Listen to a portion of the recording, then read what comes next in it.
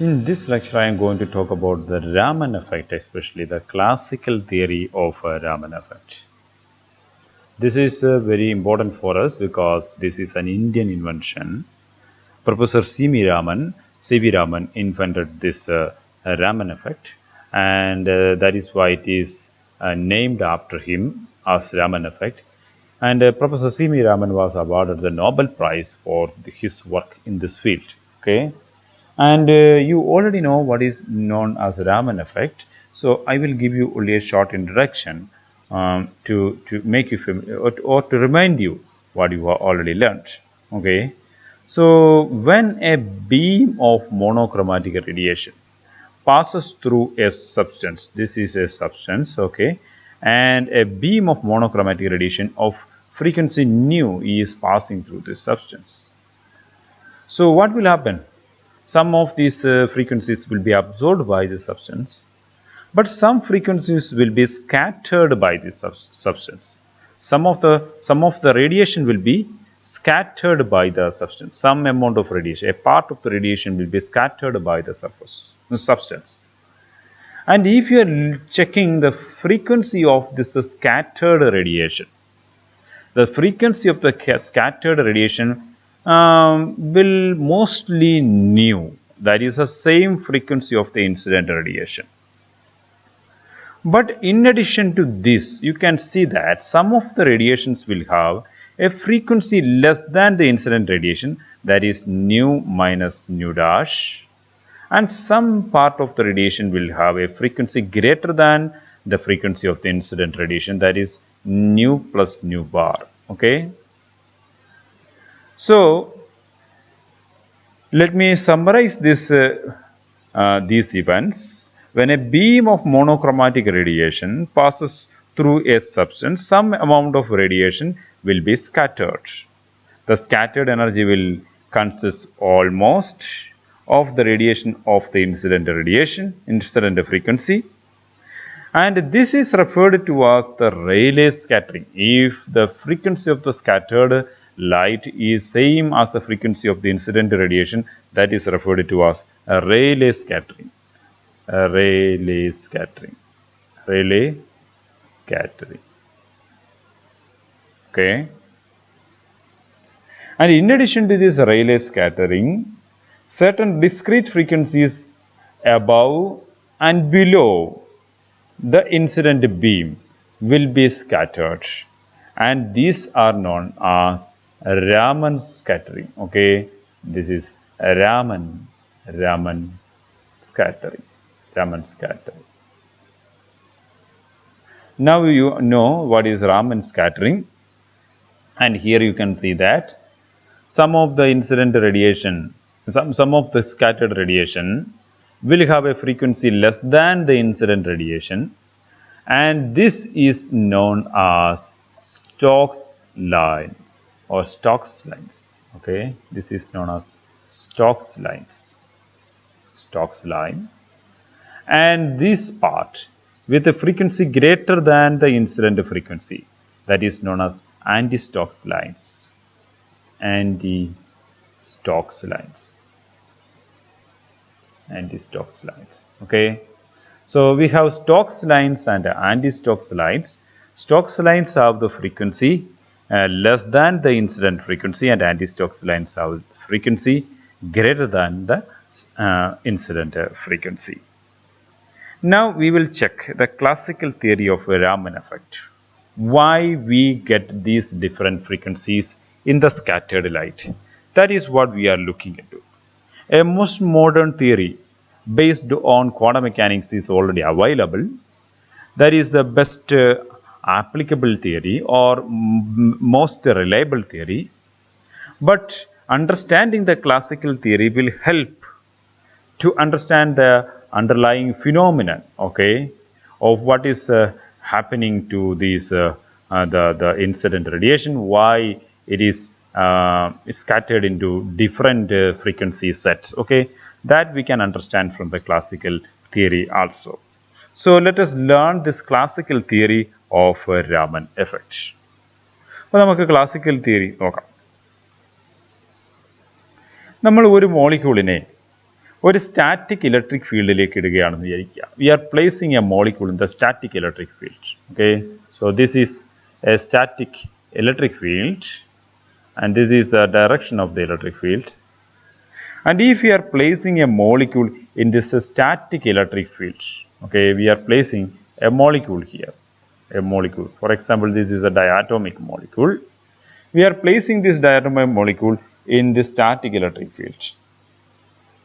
What will happen to this diatomic molecule?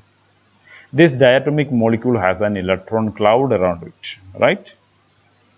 So when this molecule is placed in the static electric field, the electron cloud in the molecule, that will be attracted towards the negative pole of the electric field, the positive pole of the electric field. The negative electrons will be attracted towards the positive pole of the electric field. And the nuclei which are positively charged, they are attracted towards the negative pole of the electric field. So molecule was almost symmetric. Molecules electron distribution was almost symmetric. For example, if you are considering a molecule like a hydrogen molecule, and the electron distribution is almost symmetric here. If you are checking the electron density in between the two hydrogen atoms, it is symmetric. But if you are placing it in an electric field with a negative pole here and a positive pole here, then the electron density in this hydrogen will be attracted towards the positive pole. Okay, so the new this one, the new electron location will be more towards the positive field. Okay, it will be more towards the positive field. Okay, and the nuclei which are having the positive charges, they are moving towards the, or they are inclining towards the negative pole of the field. So what will happen ultimately to the molecule? Molecule which was initially non-polar, this diatomic homonuclear diatomic molecule, example hydrogen molecule that we are considering here, it had no polarity. ഈ മോളിക്യൂളിന് polarity ഇല്ലായിരുന്നു, കാരണം അതിൻ്റെ electron distribution എന്ന് പറയുന്നത് symmetric ആയിരുന്നു. പക്ഷേ ഇതിനെ ഈ ഫീൽഡിനകത്തേക്ക് കൊണ്ടുവന്നു കഴിഞ്ഞപ്പോൾ അതിനുള്ളിലെ ഇലക്ട്രോൺ ഡിസ്ട്രിബ്യൂഷന് മാറ്റം സംഭവിച്ചു. Electron distribution is no more symmetric. It is more towards the positive pole of the electric field. Okay, അപ്പോൾ ഇലക്ട്രോൺ ഡിസ്ട്രിബ്യൂഷൻ്റെ സിമെട്രി നഷ്ടപ്പെട്ട് കഴിഞ്ഞാൽ എന്താണ് സംഭവിക്കുന്നത്? That will develop a dipole moment. Okay, that will develop a dipole moment. Originally this molecule was not a dipole, but now a dipole moment is developed in this molecule, and this dipole is developed because of the applied electric field, and therefore this dipole moment or dipole is called induced dipole. It is called induced dipole. Induced dipole, because this dipole was being induced. There was no dipole there like this, but the new dipole which has been created has been induced by the electric field. Okay, so this is called the induced dipole. So what would we do? What would we say so far? When a molecule is put in a static electric field, the molecule will be distorted. The molecule's electronic field will be distorted, as the electron cloud around it tend to move towards the positive pole of the field or positive end of the field, and the nuclei towards the negative pole of the field. The separation of charge centers causes an induced dipole moment, to be set up in this molecule, and the molecule is said to be polarized. This molecule is said to be polarized. Okay. And what about the size of this dipole? Size of the dipole means the dipole moment, the quantity of the dipole moment. Okay, the size of the induced dipole. The size of the induced dipole depends upon two factors. One, it is the electric field strength E. Okay, field strength E കൂടുതലാണെന്നുണ്ടെങ്കിൽ കൂടുതൽ distortion സംഭവിക്കും.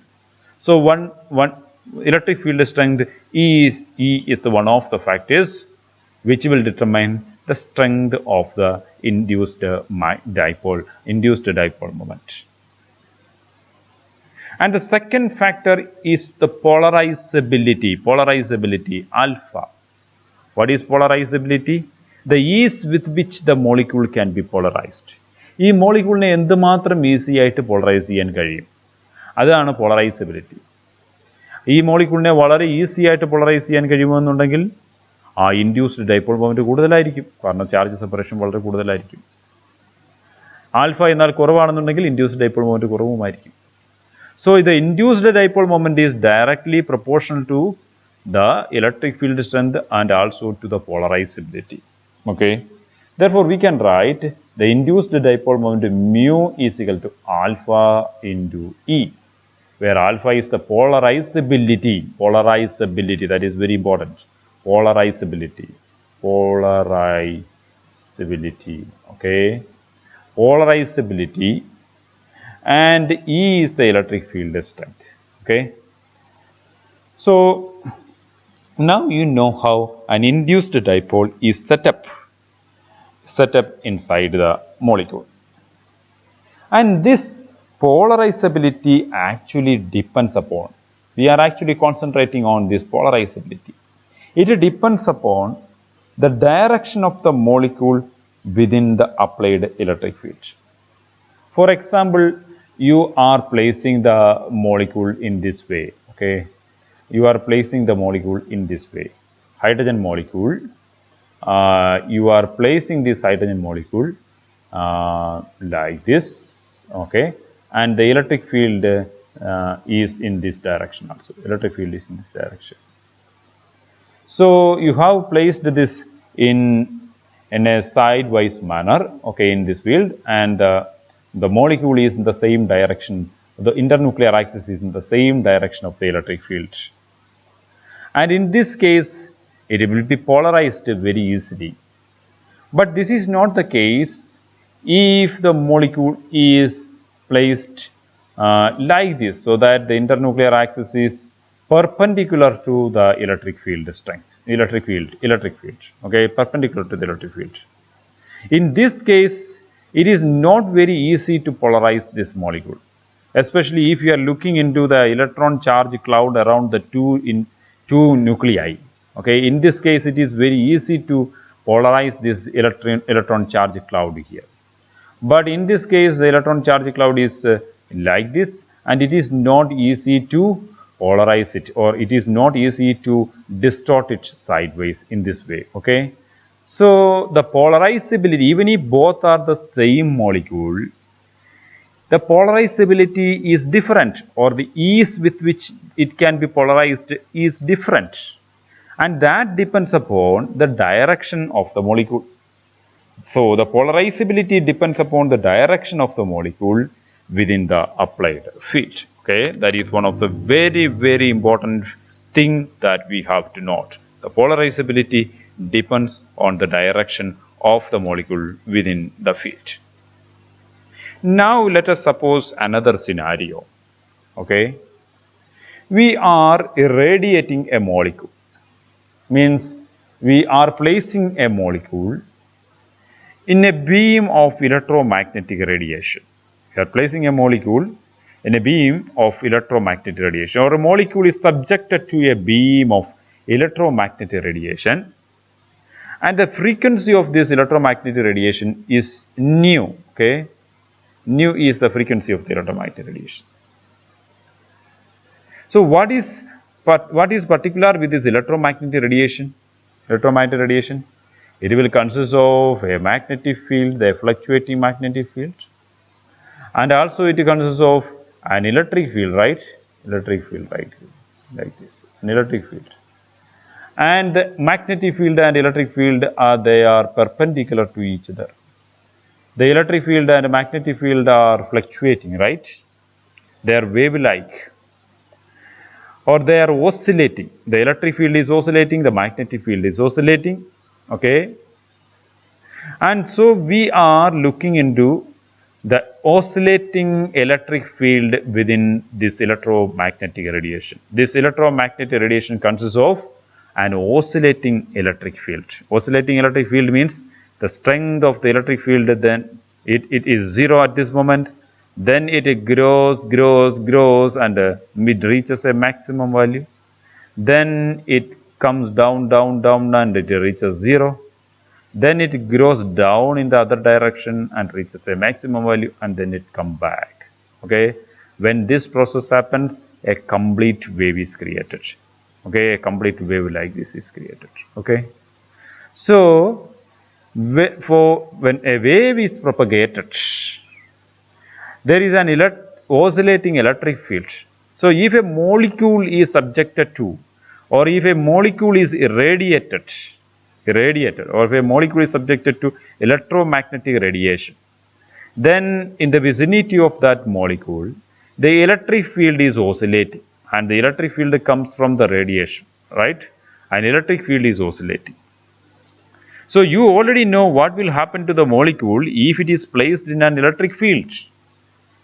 If the molecule is placed in an electric field, an induced dipole moment will be created. And what will happen if the electric field is oscillating like this? Then the dipole moment which is being created will also oscillate, right? So the induced dipole will also oscillate. The dipole moment will be oscillating in nature.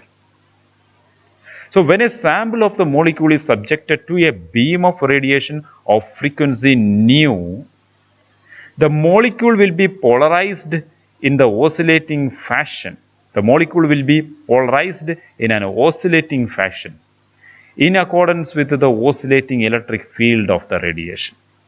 It means that electric field experienced by each molecule varies according to the equation E is equal to E0 sine 2 pi nu t. Okay, so this equation actually gives the electric field strength that the molecule is experiencing. ഈ വേവിലുള്ള electric ഫീൽഡിന്റെ strength നെയാണ് ഈ equation സൂചിപ്പിക്കുന്നത്. ഓരോ ടൈമിലുമുള്ള electric ഫീൽഡിന്റെ സ്ട്രെങ്തിനെ നമുക്ക് ഈ ഇക്വേഷനിൽ നിന്ന് കിട്ടും. Okay, so you can see that E0 is the maximum electric field strength.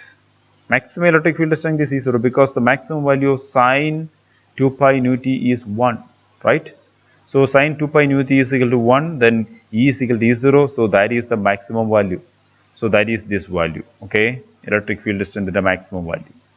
That is the amplitude. And the minimum value psi is minus 1. So E becomes minus E0, okay? Then that is this one, okay? The amplitude in the reverse direction. So it can be E0 or minus E0, okay? That is the maximum strength of the electric field. Or we can say E0 is the amplitude of the electric field wave, and here T is the time, okay? Nu is the frequency. Therefore, the induced dipole will be oscillating with a frequency nu. അല്ലേ, ഇവിടെ new ആണ് ഇവിടുത്തെ electric ഫീൽഡിന്റെ oscillation frequency. Electric field oscillate ചെയ്യുന്നത് new എന്ന് പറയുന്ന ഫ്രീക്വൻസിയോട് കൂടിയാണ്. Electric field എന്തുമാത്രം ഓസിലേറ്റ് ചെയ്യുന്നു അത്രമാത്രം നമ്മളുടെ ഡൈപോൾ ഓസിലേറ്റ് ചെയ്തുകൊണ്ടിരിക്കും.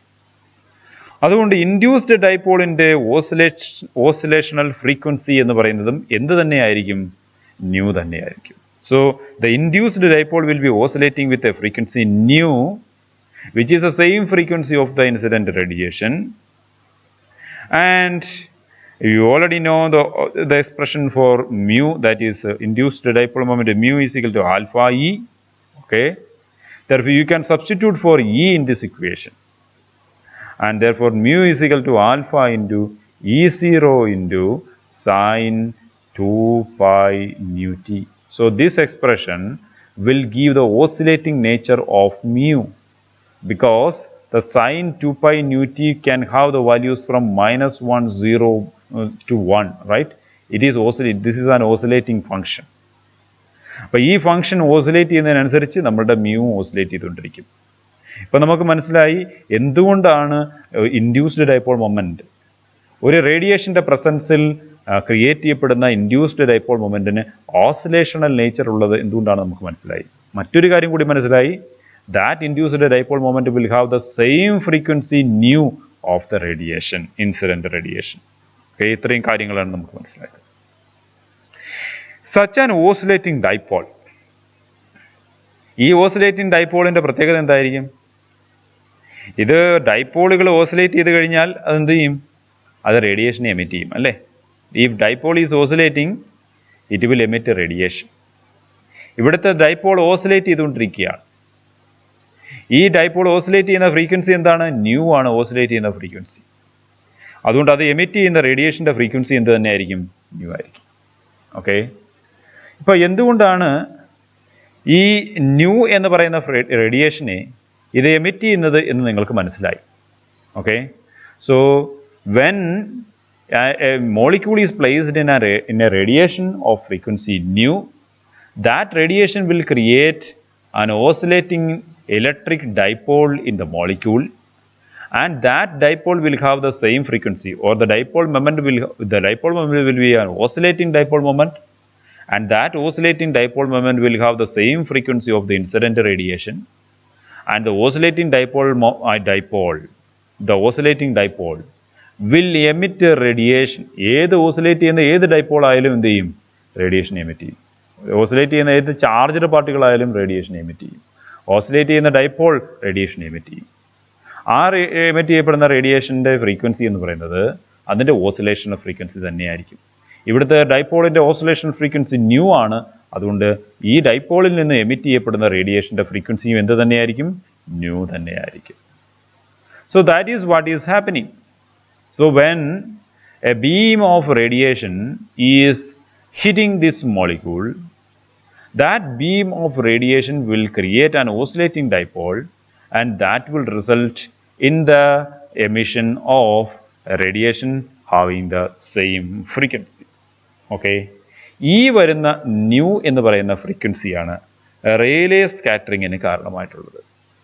നമ്മൾ ആദ്യമേ പറഞ്ഞു, we will get the scattered radiation will have the frequency nu, and which is known as the Rayleigh scattering. And now we know what is the reason for Rayleigh scattering. The frequency nu is getting emitted by the molecule. Okay, so that is the reason for Rayleigh scattering. ഇനി നമ്മൾ അടുത്ത ഘട്ടത്തിലേക്ക് കയറുകയാണ്. നമ്മൾ നേരത്തെ ഒരു conclusion ഇവിടെ വെച്ച് പറഞ്ഞായിരുന്നു. എന്തായിരുന്നു പറഞ്ഞത്? The polarizability depends upon the direction of the molecule also. Okay, അതിനെ നമ്മൾ ഒത്തിരിയും കൂടെ നന്നായിട്ട് എക്സ്പാൻഡ് ചെയ്യാൻ പോവുകയാണ്. ആ ഒരു കൺസെപ്റ്റിനെ നമ്മൾ ഒന്നുകൂടെ കാര്യമായിട്ട് എക്സ്പാൻഡ് ചെയ്യാൻ പോവുകയാണ്. Now suppose that the molecule undergoes some internal motion. ഈ റേഡിയേഷനിൽ ഇരിക്കുന്ന ഈ മോളിക്യൂൾ ഒരു ഇന്റേണൽ മോഷൻ നടത്തുന്നു. The molecule which is being subjected to the radiation, or molecule which is radiated, is undergoing some internal motion also. The internal motion can be vibration, അല്ലേ? Vibration ആകാം, അല്ലെങ്കിൽ rotation ആകാം, അല്ലേ? So these are the internal motions possible. ഈ internal മോഷൻസിന്റെ പ്രത്യേകത എന്താ? ഈ internal മോഷനും ഇതിന്റെ പോളറൈസബിലിറ്റിയെ എഫക്റ്റ് ചെയ്യും. കാരണം മോളിക്യൂൾ റൊട്ടേറ്റ് ചെയ്ത് കഴിഞ്ഞാൽ മോളിക്യൂളിൻ്റെ ഡയറക്ഷൻ മാറും, അല്ലേ? ഇപ്പോൾ ഇവിടെ ഒരു ഫീൽഡിൽ ഇരിക്കുന്ന മോളിക്യൂൾ, ആ മോളിക്യൂൾ ഇപ്പോൾ ഇങ്ങനെ ഇരിക്കുകയാണ്, അല്ലേ? കുറച്ച് കഴിയുമ്പോൾ ആ മോളിക്യൂൾ റൊട്ടേറ്റ് ചെയ്ത് വരുമ്പോൾ ആ മോളിക്യൂൾ കുറച്ച് സമയം നാണ്ട് ഈ ഡയറക്ഷനിലാവും. അപ്പോൾ ഈ രണ്ട് കേസുകളിലും അതിൻ്റെ പോളറൈസബിലിറ്റി വ്യത്യാസമുണ്ട്. നമ്മൾ നേരത്തെ പറഞ്ഞതാണല്ലേ, the polarizability. So the rotation always leads to the change in the polarizability. അതുപോലെ തന്നെയാണ് വൈബ്രേഷനും. വൈബ്രേറ്റ് ചെയ്യുമ്പോൾ എന്താണ് സംഭവിക്കുന്നത്? മോളിക്യൂൾ ഇങ്ങനെ ഇരിക്കുന്ന molecule, okay, this is the state of the molecule, and after the vibration this molecule become like this, or after other vibration when it is compressing the molecule will be like this. See here, the internuclear distance is changing during the vibration. Internuclear distance change ചെയ്യുന്നതുകൊണ്ട് എന്തായിരിക്കും സംഭവിക്കുന്നത്?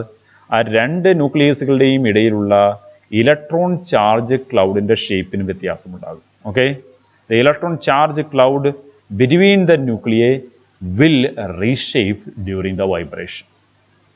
അങ്ങനെ electron charge ക്ലൗഡിന് reshape സംഭവിച്ചു കഴിഞ്ഞാൽ എന്ത് സംഭവിക്കുന്നു? പല ഷേപ്പിലുള്ള ഇലക്ട്രോൺ ചാർജ് ക്ലൗഡ് പല രീതിയിലായിരിക്കും പോളറൈസ് ചെയ്യപ്പെടുന്നത്, അല്ലെങ്കിൽ പല രീതിയിലായിരിക്കും അതിനെ ഡിസ്റ്റോർട്ട് ചെയ്യാൻ കഴിയുന്നത്, അല്ലേ?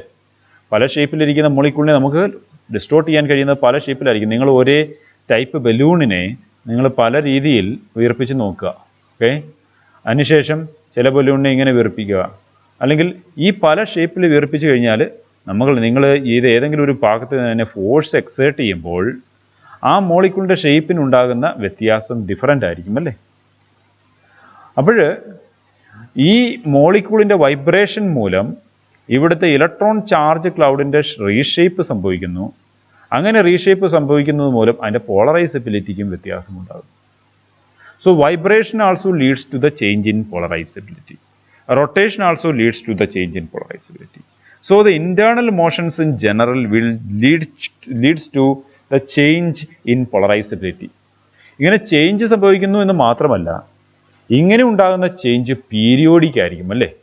കാരണം റൊട്ടേറ്റ് ചെയ്ത് വരുന്ന മോളിക്യൂൾ ഇവിടെ നിന്ന് റൊട്ടേറ്റ് ചെയ്ത മോളിക്യൂൾ ഈ സ്റ്റേറ്റിൽ വന്നു, അതിനുശേഷം അത് വീണ്ടും റൊട്ടേറ്റ് ചെയ്ത് കഴിഞ്ഞാൽ അത് പഴയ സ്റ്റേറ്റിലേക്ക് തിരിച്ചു ചെല്ലുന്നു. അപ്പം പഴയ പോളറൈസബിലിറ്റിയിലേക്ക് അത് തിരിച്ചു ചെല്ലുകയാണ്. പിന്നീട് വീണ്ടും റൊട്ടേറ്റ് ചെയ്യുമ്പോൾ ഈ പൊസിഷനിലേക്ക് വരികയാണ്. അപ്പം അതിന് നേരത്തെ ഉണ്ടായിരുന്ന പോളറൈസബിലിറ്റിയിലേക്ക് വരുന്നു, വീണ്ടും പഴയ പോളറൈസബിലിറ്റിയിലേക്ക് വരുന്നു. അപ്പോൾ മോളിക്യൂൾ റൊട്ടേറ്റ് ചെയ്യുമ്പോൾ ഒരു പീരിയോഡിക്കായിട്ടാണ് ഇതിൻ്റെ പോളറൈസബിലിറ്റി ചേഞ്ച് ചെയ്യുന്നത്. വൈബ്രേറ്റ് ചെയ്യുമ്പോഴും അതുപോലെയാണ്. സ്ട്രെച്ച് ചെയ്യുന്നു, കംപ്രസ് ചെയ്യുന്നു, സ്ട്രെച്ച് ചെയ്യുന്നു, ഇക്വിലിബ്രിയം പൊസിഷനിലേക്ക് വരുന്നു, പിന്നീട് കംപ്രസ് ചെയ്യുന്നു, പിന്നീട് കംപ്രസ് ചെയ്തത് ഇക്വിലിബ്രിയം പൊസിഷനിലേക്ക് വരുന്നു, സ്ട്രെച്ച് ചെയ്യുന്നു. അപ്പോൾ ഈ പ്രോസസ്സ് കണ്ടിന്യൂസ് ആയിട്ട് നടന്നുകൊണ്ടിരിക്കുക, അല്ലേ? അപ്പോൾ ഇവിടുത്തെ പോളറൈസബിലിറ്റിക്ക് ഉണ്ടാകുന്ന ചേഞ്ചും എന്തായിരിക്കും? പീരിയോഡിക് ആയിരിക്കും. So during the internal motions of the molecule like A rotation or vibration there will be a changing polarizability which is periodic in nature. Now you consider a vibration of frequency nu vibration. Okay, vibration of the molecule with a frequency nu vibration. So this vibration with a frequency nu vibration will change the polarizability periodically, അല്ലേ? Vibration മൂലം ഇവിടുത്തെ polarisability പീരിയോഡിക്കായിട്ട് change ചെയ്തുകൊണ്ടിരിക്കുകയാണ്. അങ്ങനെയാണെന്നുണ്ടെങ്കിൽ ഈ oscillating പോളറൈസബിലിറ്റിയെ നമുക്ക് എങ്ങനെ express ചെയ്യാം? ഇവിടുത്തെ പോളറൈസബിലിറ്റി ഓസിലേറ്റിംഗ് ആണ്, പീരിയോഡിക്കായിട്ടാണ് ചേഞ്ച് ചെയ്യുന്നത്. Therefore the oscillating polarizability alpha is equal to alpha 0 plus beta sine 2 pi nu vibrational t.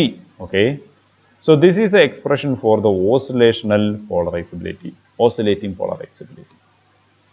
So this is the polarizability you will absorb at any time t. Okay, and from this expression you can see that when alpha 0 is the equilibrium polarizability. ഇതാണ് equilibrium polarisability. ഇനി equilibrium polarisability എന്ന് വിളിക്കാൻ കാരണം എന്താണ്? ഈ polarisability ഏതൊക്കെ values attain ചെയ്യാം? ഇതിൻ്റെ പോളറൈസബിലിറ്റി അറ്റൈൻ ചെയ്യാവുന്ന വാല്യൂവിനെ തീരുമാനിക്കുന്നത് ഈ സൈൻ ഫംഗ്ഷൻ്റെ വാല്യൂ ആണ്. സൈൻ ഫംഗ്ഷന് -1 മുതൽ 0 തൊട്ട് 0 കൂടെ +1 വരെയുള്ള വാല്യൂസ് പോസിബിൾ ആണ്, അല്ലേ? അപ്പോൾ the least possible value for the sine function is -1.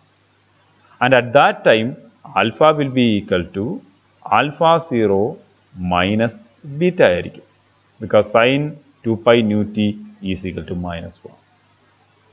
ഇനി സൈൻ ഫംഗ്ഷൻ്റെ വാല്യൂ 0 ആകുമ്പോൾ then alpha is equal to alpha 0 ആകും. When sin function is equal to +1 then alpha is equal to alpha 0 plus beta ആകും, അല്ലേ? അതുകൊണ്ടാണ് alpha 0 എന്ന് പറയുന്നത് equilibrium പോളറൈസബിലിറ്റിയാണ്. Molecule vibrate ചെയ്യുന്ന മോളിക്യൂളിൻ്റെ equilibrium പൊസിഷനിലുള്ള പോളറൈസബിലിറ്റിയാണ് alpha 0. അതിനെ അതിൻ്റെ രണ്ട് എക്സ്ട്രീമിലേക്കും പോകുമ്പോൾ അതിൻ്റെ പോളറൈസബിലിറ്റി ആൽഫ 0 മൈനസ് ബീറ്റയും ആൽഫ 0 പ്ലസ് ബീറ്റയും ആകുന്നു. ഓക്കെ, അപ്പോൾ ഈ രണ്ട് വാല്യൂസിനിടയിൽ കൂടി ഇത് ഓസിലേറ്റ് ചെയ്തുകൊണ്ടിരിക്കുകയാണ്. ആൽഫ 0 മൈനസ് ബീറ്റ, പിന്നീട് ബീറ്റ ഇൻക്രീസ് ചെയ്യുന്നു, ആൽഫ 0 ആകുന്നു, പിന്നീട് ബീറ്റ ഇൻക്രീസ് ചെയ്തു, ആൽഫ 0 പ്ലസ് ബീറ്റ ആകുന്നു. പിന്നെ ഡിക്രീസ് ആണ്, പിന്നെ ബീറ്റ ഡിക്രീസ് ചെയ്ത് ആൽഫ 0 ആകുന്നു, പിന്നീട് വീണ്ടും ബീറ്റ ഡിക്രീസ് ചെയ്ത് ആൽഫ 0 മൈനസ് ബീറ്റ ആകുന്നു. അപ്പോൾ ഈ രണ്ട് എക്സ്ട്രീമുകളുടെയും ഇടയിലാണ് ഇവിടുത്തെ പോളറൈസബിലിറ്റിൻ്റെ വാല്യൂ ഓസിലേറ്റ് ചെയ്യുന്നത്. So alpha 0 is the equilibrium polarizability and beta is the maximum polarizability change. പോളറൈസബിലിറ്റിക്ക് ഉണ്ടാകുന്ന മാക്സിമം ചേഞ്ച് ആണ് ബീറ്റ എന്ന് പറയുന്നത്. അത് കുറയുകയാകാം, ബീറ്റ കുറയുകയാകാം, അല്ലെങ്കിൽ ബീറ്റ കൂടുകയാകാം. So the maximum change in the polarizability is beta, അല്ലേ? അപ്പോൾ ഇതിനിടയിലുള്ള ഒരുപാട് വാല്യൂസ് പോസിബിൾ ആണ്. മോളിക്യൂളിൻ്റെ പല പൊസിഷൻസിനും അല്ലെങ്കിൽ പല ഇൻ്റർന്യൂക്ലിയർ കോൺഫിഗറേഷന് കറസ്പോണ്ടിങ് ആയിട്ട് ഇതിനിടയിലുള്ള ഒരുപാട് വാല്യൂസ് പോസിബിൾ ആണ്. ഈ രണ്ട് എക്സ്ട്രീമുകളുടെ ഇടയിൽ ഒരുപാട് കോൺഫിഗറേഷൻസ് പോസിബിൾ ആണല്ലേ? ഇവിടെയൊക്കെ ഒരുപാട് കോൺഫിഗറേഷൻസ് പോസിബിൾ ആണ്. ഇവിടെ എല്ലാം പല കോൺഫിഗറേഷൻ പോസിബിൾ ആണ്. അതിന് കറസ്പോണ്ടിങ് ആയിട്ടുള്ള ഒരുപാട് വാല്യൂസ് ഉണ്ട്. പക്ഷേ അതിൻ്റെ ഏറ്റവും മിനിമം വാല്യൂ എന്ന് പറയുന്നത് ആൽഫ 0 മൈനസ് ബീറ്റ. അതിൻ്റെ equilibrium value alpha 0, maximum value alpha 0 plus beta. Equilibrium വാല്യൂവിൽ നിന്ന് ഉണ്ടാകുന്ന പരമാവധി ചേഞ്ച് എന്ന് പറയുന്നത് beta. So beta is a maximum polarizability change from the equilibrium value. Now mu is equal to, that is the dipole moment, induced dipole moment, mu is equal to alpha into E, അല്ലേ? Alpha into E ആണ് mu എന്ന് പറയുന്നത്. ഇവിടെ നേരത്തെ മ്യൂവിനൊരു expression ഇവിടെ കൊടുത്തായിരുന്നു. Mu is equal to alpha into E0 sine 2π nu T. ഇവിടുത്തെ ന്യൂ എന്ന് പറയുന്നത് എന്താണ്? അത് റേഡിയേഷൻ്റെ ഫ്രീക്വൻസിയാണ് ന്യൂ ടി. നമുക്കിപ്പോൾ ആൽഫയ്ക്ക് കൂടി ഒരു എക്സ്പ്രഷൻ നമ്മുടെ കയ്യിലുണ്ട്. ഈ ആൽഫയുടെ എക്സ്പ്രഷൻ ഈ ഇക്വേഷനകത്തോട് കൊടുക്കാൻ പോവുക. Okay, then mu is equal to alpha into E. Therefore alpha is alpha 0 plus beta sine 2π nu vibrational, okay, T, that is the value of alpha, multiplied by E. E we already know. We know the value of E is equal to E0 sin 2π nu t. So let me write it here. E0 sin 2π nu t. Okay. So that is equal to alpha 0 E0 sin 2π nu t, sin 2π nu t plus beta E0 sin 2π nu vibrational t, sin 2π nu vibrational t. ഇനി ഇവിടെ ഒരു sine function കൂടി ഉണ്ട്, sin 2π nu t. Okay, see, this is the product of two sine functions, like sin A sin B. You know what is sin A sin B, right? Sin A sin B is equal to sin A sin B, that is equal to half cos A minus B minus cos A plus B. Okay, that is sin A sin B. Sin A sin B is equal to half cos A minus B minus cos A plus B.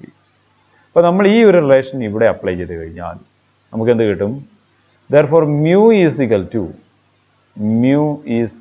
to alpha 0 E0 sin 2π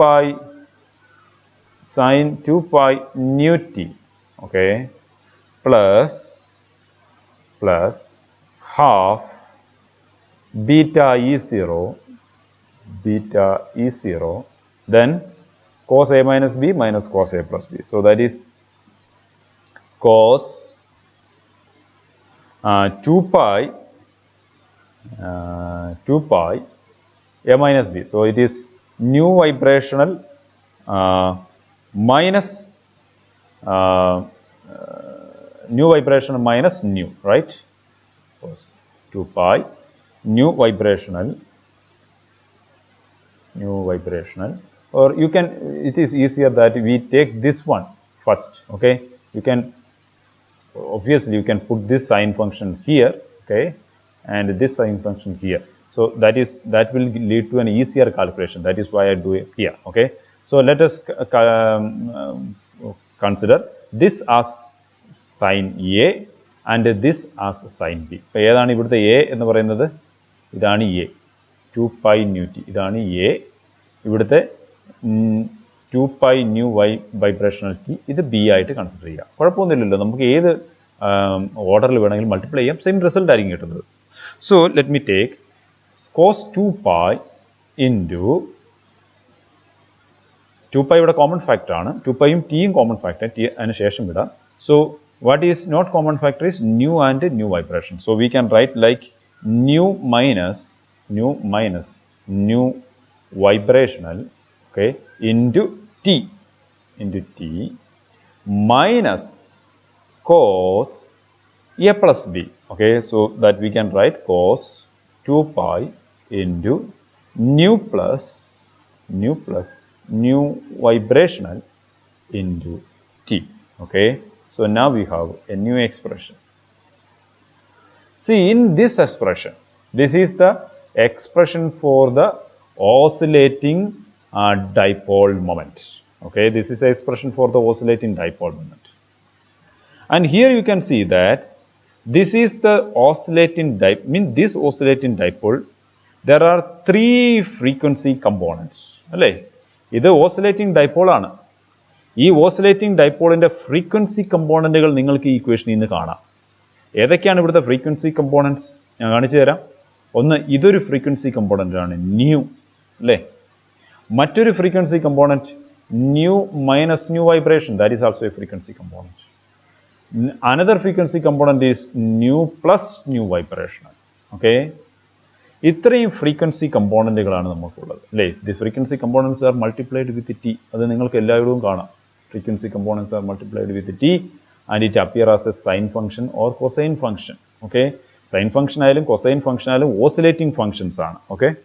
so the frequency components here are new minus new vibrational t, new plus new vibration, not t, new minus new vibrational and new plus new vibrational. അപ്പോൾ ഇതെല്ലാം oscillating functions ആണ്. Sine 2 pi nu t is an oscillating function. ആ oscillating ഫംഗ്ഷൻ്റെ ഫ്രീക്വൻസിയാണ് nu. cos 2 pi new minus new vibrational t is an oscillating function with oscillation frequency new minus new vibration. cos 2 pi new plus new vibrational t is an oscillating function with oscillation frequency new plus new vibration. ഇങ്ങനെയുള്ള ഈ 3 oscillational ഫ്രീക്വൻസിയും കൂടെ ചേർന്നാണ് മ്യൂവിലേക്ക് contribute ചെയ്യുന്നത്, അല്ലേ? അതായത് ഇവിടുത്തെ oscillating dipole, mu എന്ന് പറയുന്നത് ഓസിലേറ്റിംഗ് ഡൈപോൾ ആണ്. This oscillating dipole has the frequency components nu minus nu vibrational and nu plus nu vibrational. ഇത് ഏതൊക്കെയാണ്? ഇവിടുത്തെ nu, that corresponds to the Rayleigh scattering. This corresponds to the Rayleigh scattering, okay? And new minus new vibrational, and this corresponds to the Stokes lines, okay? And new plus new vibrational, that corresponds to the anti-Stokes lines, okay? Now you understood why in the scattered radiation, why we get the frequency which is same as the frequency which is same as the incident frequency, and in addition to that, why we are getting a frequency which is less than the incident frequency and a frequency which is greater than the incident frequency, okay? And this classical theory is giving the explanation for this Raman effect. അപ്പോൾ Raman എഫക്റ്റിനെ classical theory ഉപയോഗിച്ചുകൊണ്ട് എങ്ങനെയാണ് explain ചെയ്യുന്നത് എന്ന് നിങ്ങൾക്ക് ഇപ്പോൾ മനസ്സിലായിട്ടുണ്ട്, അല്ലേ? അപ്പോൾ നിങ്ങൾക്ക് ഇതിനകത്ത് എന്തെങ്കിലും സംശയമുണ്ടെങ്കിൽ please don't hesitate to ask me, and thank you for watching and stay tuned.